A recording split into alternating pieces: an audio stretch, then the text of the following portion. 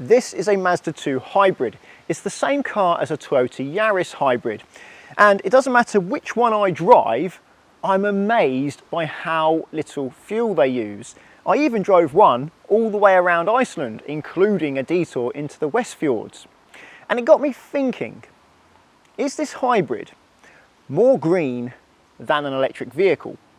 Well, I'm going to try and find out. I have 3 routes planned, one in the city, one at 70 miles an hour, and one on country roads. I've driven these routes before in different cars to compare fuel economy, but in this test, I'm going to compare this car to what a typical electric car would likely do, assuming it does 3.4 miles per kilowatt hour. And also, I'm going to take into account roughly how much CO2 is likely to be produced when creating this car and creating a similar sized electric vehicle. And I'm starting this test from cold, although it is quite hot in here. It's 23 degrees outside today and the sun's been beating down. It has just started raining, but that looks like it's short-lived. There's a lot of blue sky up there. The rain cloud is going to clear soon. Air conditioning on, 20 degrees Celsius, drive. Let's go, trip computer reset. Windscreen wipers on, that'll be a good idea. And let's see what numbers this produces. I've driven this car quite a lot. I've probably done about 2,000 miles in one, and the trip computer does lie a little bit. It does seem to read or overread by about 5%, so we'll be taking that into account when I do the results.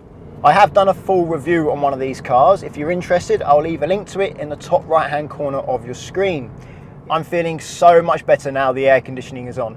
I didn't want to waste the cold start, so I set the cameras up in the heat, and it's 23 degrees outside with the sun blaring down on the car. It gets very hot in here, although it suddenly rained and the temperature went down to 19 degrees Celsius, but it didn't rain here, and I've only driven a couple of miles, so that rain seemed to be just over where I lived.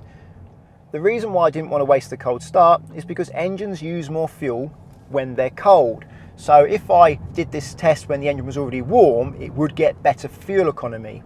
But this makes the test more fair to how you would actually use the car in day-to-day life. It's not going to be already up to temperature when you go out to drive it in the morning. It's going to be cold. At the moment, fuel economy is 46.5 miles per gallon. I'm not trying to drive this car in a particularly economical way. I'm just going to drive it how I normally drive it. It's a fairly average car when it comes to performance, 0 to 60 in 9.6 seconds, I believe. If I'm wrong, I'll put it on screen. It has 116 PS of power and 120 Newton meters of torque, which actually for a car of this size in this class is pretty good. The WLTP combined cycle, that is the official fuel economy cycle, is 70 miles per gallon with the 16-inch, 195 millimeter wide wheels. But if you go for the lower spec model with the 15-inch wheels, which are 185 millimeters wide, fuel economy is 74 miles per gallon. But that is a laboratory test. Let's see what it actually does in the real world with a human driving the car. I'd like to thank John Banks Mazda in Colchester for lending me this car. It's the Mazda 2 Hybrid Select. So that's the top of the range one. It gets things like dual zone climate control, wireless charging pad, blind spot monitoring, heads up display, that's quite nice, it's clear and bright, LED headlights, and a more fancy covering on the seats. Although it does get the larger 16-inch wheels, which eat into fuel economy a little bit. It's very hard to compare how much CO2 is produced in manufacturing a petrol car compared to an electric car, because it's hard to nail down exactly how much CO2 is produced from manufacturing a hub nut to the wiper blade. There's a lot of components that go into cars, and different cars are manufactured in different places and use different materials. So it's a very hard comparison to make, and therefore only usually estimates are used. But a fair estimate is to produce a car like this, roughly around about 10 tons of CO2. But to produce an electric vehicle of the equivalent size, it's going to probably be around about 15 tons of CO2. So that's 5 tons for the 50 kilowatt hour battery, because it's estimated that every kilowatt hour of battery that is manufactured produces around about 100 kilograms of CO2. These figures are rough. They are by no means accurate, but then how do you get an accurate figure when it comes to the manufacturing of cars. Do they even exist? Well, there are some figures that exist. Volvo actually did a study where they compared two cars they make, their XC40 Recharge, which is an electric car, with their XC40 petrol equivalent. They're both made in the same factory, so it wasn't too hard for them to do the comparison. Well, I'm sure it was actually still very hard, but at least it was somewhat possible. And what they found is that if you were to drive both cars and base it on the global energy mix, so how electricity is produced throughout the world on average, it would take 90,000 miles of driving the electric car before it started to become greener than the petrol car.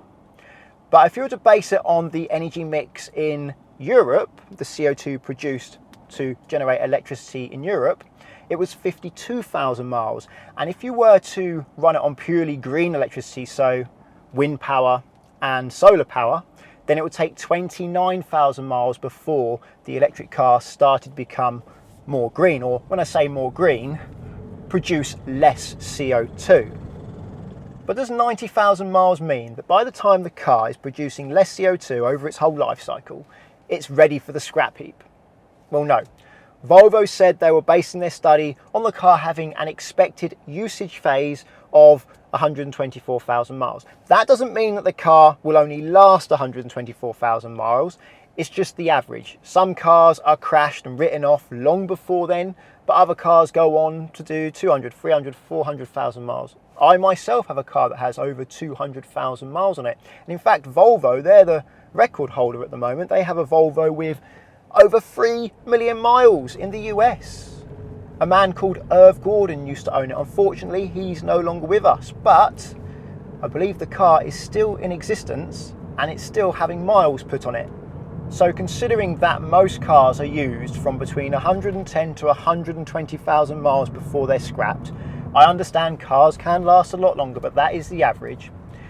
Even if it takes 90,000 miles for the electric car to produce less CO2, on average over its life cycle, it does produce less CO2 than the equivalent petrol car. Just coming to the end of the urban drive now. This is where I usually park, but instead of parking on the road, I'm actually going to go into this petrol station because I do need to put a little bit of petrol in the car. It hasn't got much in it. Which side is it on? It's on that side, isn't it? The passenger side on this car. So when I stop, I will look at the fuel economy. And a little bit further forward, that'll do. Park, and fuel economy is 79.1. That's very impressive. Now I am going to knock 5% off that figure. And that's because I'm used to these cars and I know that they overread by about 5%. Now you may be thinking, why not just do the fuel tank method? When you're only using 3-4 litres of fuel, the fuel tank method isn't very accurate because the pump clicks off at different levels. It's not always exactly the same. And if you're doing a full tank, that little bit of difference doesn't really matter. But when you're only using 3 or 4 litres, that half a litre difference, well, it makes a big difference. So I'm actually better off going by the trip computer and adjusting it based on my previous experience with these cars. Now you could also say, why not fill the tank to the very top until you can see the fuel at the top of the filler neck? Well, you don't want to do that because that can damage the evap system. So I'm not going to do that. I think the best thing I do, use the trip computer and knock 5% off. I'm now heading to the 70 mile per hour portion of the test. Slip road coming up soon, just after this lorry. And let's see what this car is like. Well, I know what it's like. Driven them quite a bit. Actually has plenty of power. For the size of car, it's good. It's better than usual. At 50 miles an hour now, pop the signal on. Easily gets up to motorway speeds and cruises along pleasantly. I'm going to try and stay at 70 miles an hour as much as I can on this test. If you're interested, at 70 miles per hour, this engine is pulling 2,000 revs. Although it can be less when I'm going downhill. In fact, it can be switched off entirely when I'm going downhill, and it can be more uphill. This is actually up a slight gradient right now. I'm doing 70 miles an hour on the dot, and it's just a whisker over 2,000 revs. Okay, just over halfway through the 70 mile per hour trip. I haven't been able to do 70 all the way, but I've tried my best to be able to do it as much as possible. And I've averaged 60.2 so far miles per gallon. I'm going to turn around at the roundabout and go back. The adaptive cruise control makes driving this car on these roads an absolute doddle. It just follows the car in front at a safe distance. I'm doing 56 miles per hour at the moment because there is an elephant race up ahead, a lorry overtaking a, well, it looks like a tractor, I think. But I have been able to do 70 most of the way back so far. Something I'm not going to be able to include in this test is how much CO2 is produced in mining, refining and transporting the petrol to the pump. Because of course, the petrol doesn't appear in the pump by magic, it has to get there somehow, and that produces CO2. But it's very difficult to work out how much CO2 because oil comes from all over the world, and depending on which oil field you're using, it's going to make a difference to how much CO2 is going to be produced in the extraction.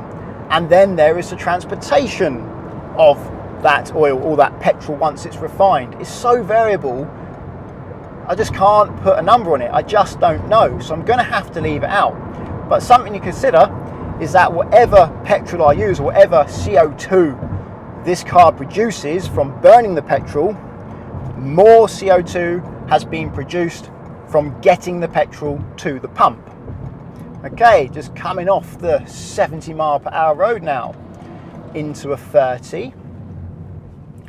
And I'll put on screen now what the fuel economy is when I stop, minus 5% for the overestimation from the trip computer, but I don't know yet because I haven't stopped yet. I'm just putting it on screen early so you have more time to digest the figure. I usually pull over somewhere here. I'll go past the black car so I'm not blocking the road and see what the figure is. As I say, you already know, but I don't. Stop here. There we go, and park, and it says, woo, 68.8, so I'm going to minus 5% off that, and that's the figure for the 70 mile an hour run. Now for the country roads. This car has 3 modes, eco, normal and comfort. I'm keeping it in normal throughout this test. At the moment, I'm on one of the faster stretches of the country roads, 60 mile per hour limit this one has. The limits include 30, 40, 50 and 60, as do most country drives. Already at 55 there after the cyclist wasn't even trying. It's quite smooth, although it does feel a little bit more bumpy than the variant with the smaller wheels, and it has plenty of grip for how I'm using it. So far, whoa, crikey, 82.9 miles per gallon. I'm just surprised how often this thing is in EV mode, and it looks like I'm catching some cars now, so I won't be able to do or make the most of 60 as I was before because they're going a bit slower. But I am just about to enter a 30, and quite often when I enter a 30 I'm pretty much one of the only cars doing 30 through the villages, and the cars in front leave me and then I have 60 again to myself. But I get the feeling that's not going to be the case this time because I'm already doing 30 and I haven't even entered the 30 yet. Here we go, 32 miles an hour, and now we're in the 30 at Great Wigborough. I might pull over for a few minutes just to let these cars get ahead because they do seem really slow. It seems to be a bit of a train here, and I do want to make the most of doing 60 when I can so that this test is fair to how you would normally drive on these roads if you're able to actually do close to the speed limit. I did actually pull over into a lay-by because that train of cars was slow. I was doing 28 miles per hour in the village, and then when I left the village in the 60, I was doing 35 miles per hour. And I didn't think that was going to give a fair representation of how economical this car is on these kinds of roads when you're making the most of them and getting the most out of the speed limit. At the moment, I'm doing 56 miles an hour. I'm just going to slow down here because I know there's a nasty bump here. I usually take it 40, 45, that's 42. It was all right, but if you hit that at 60, you don't want to hit that at 60.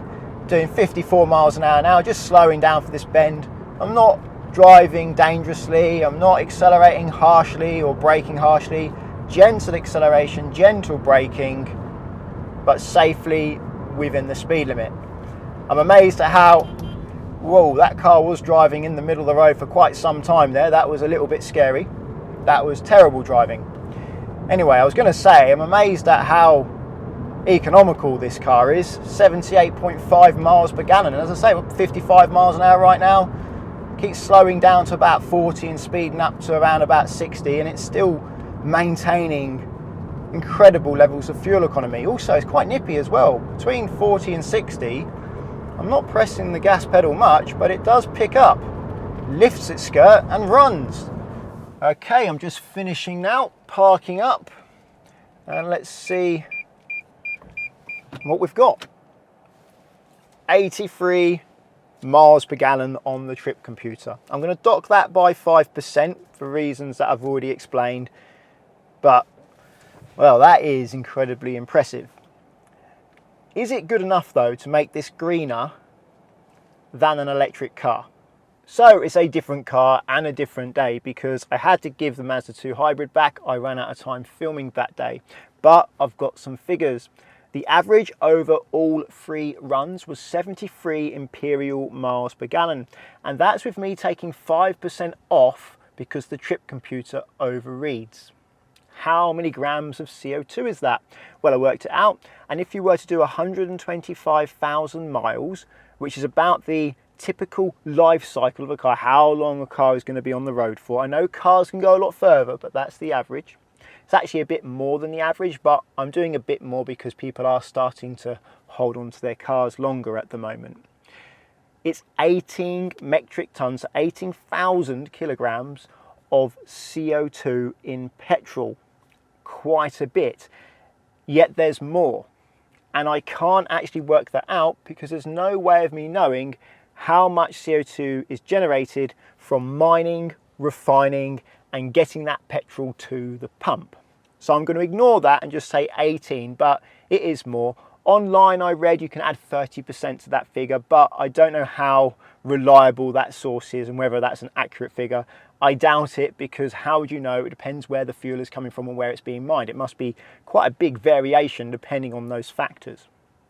How about the electric car then? Well, I remembered last year I tested a Corsa, electric Corsa, and I averaged 4 miles per kilowatt hour. Now at the beginning of the video I said I was going to assume the electric vehicle does 3.4 miles per kilowatt hour because that's what I'm used to, because generally electric cars are big and they're not as efficient.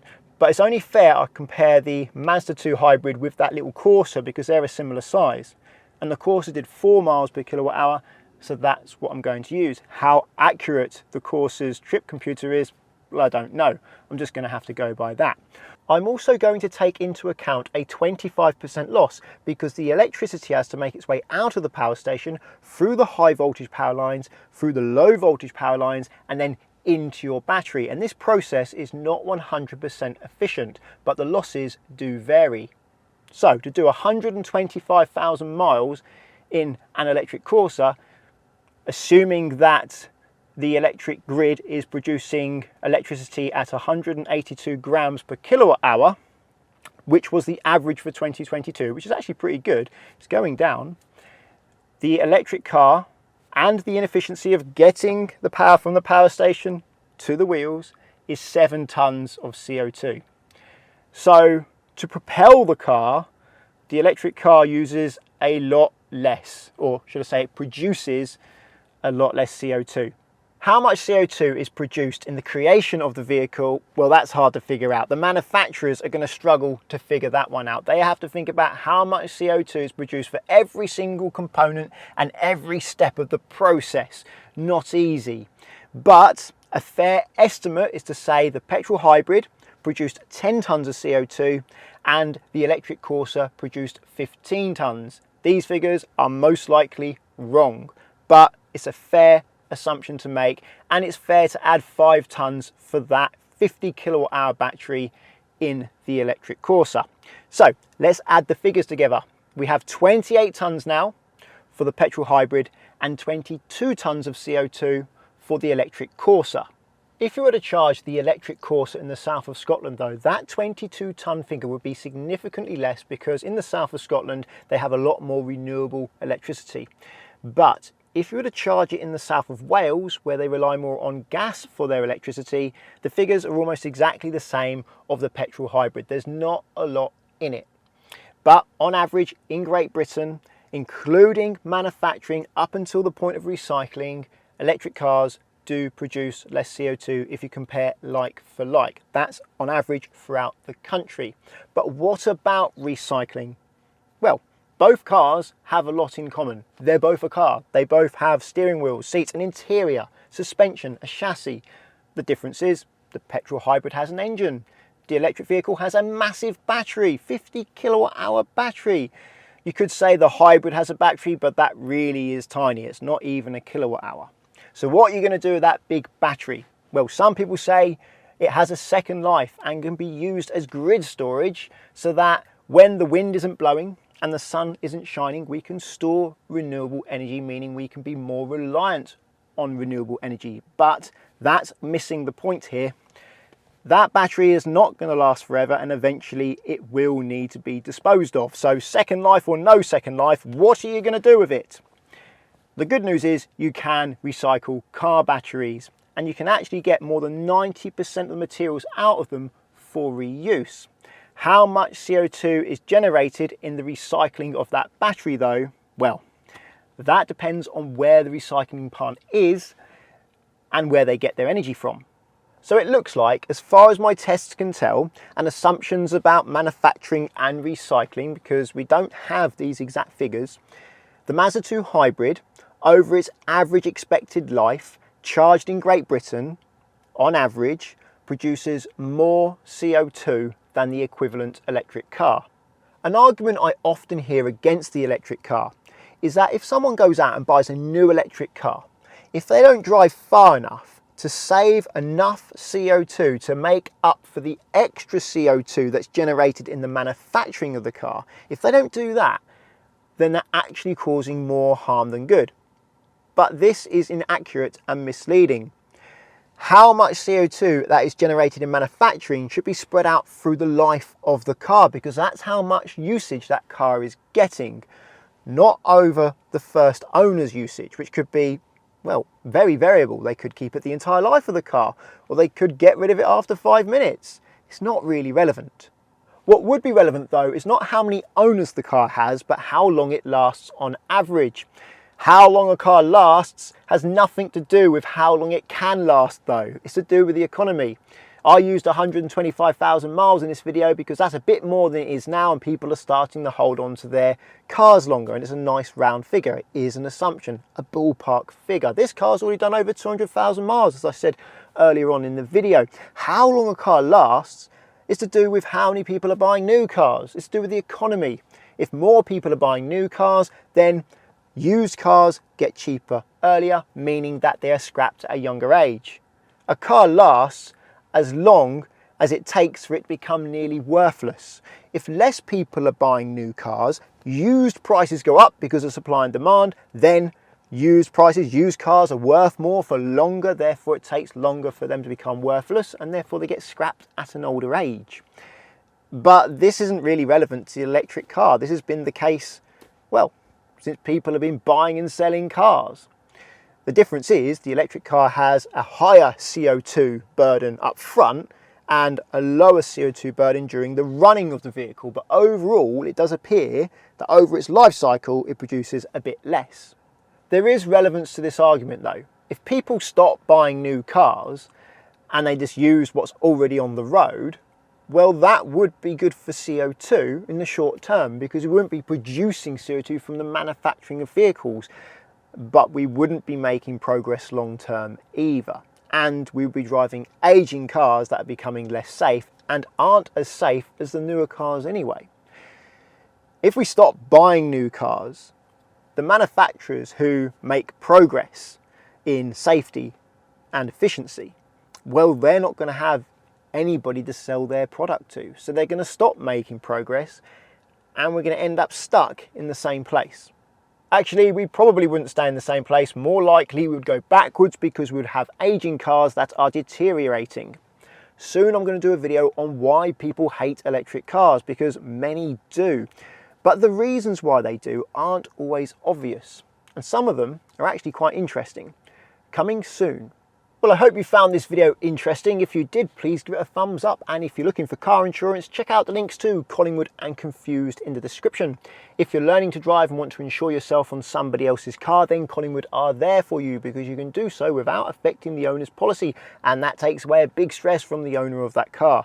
Via the link, there's up to 35% off at the moment and a £20 Amazon gift card. If you want to insure your own car, I recommend checking out the link to confused.com, because you fill out one quote form and get loads of quotes back from many insurers to compare who's cheapest, and you can change your car on that quote as many times as you like without having to do the whole quote again. Just change the car, recalculate, new price, voila, you can compare how much it costs to insure different cars quickly and easily. Using the links doesn't cost you anything, but it does support the channel, so thank you very much. Subscribe to get my future videos, and until the next one, cheerio.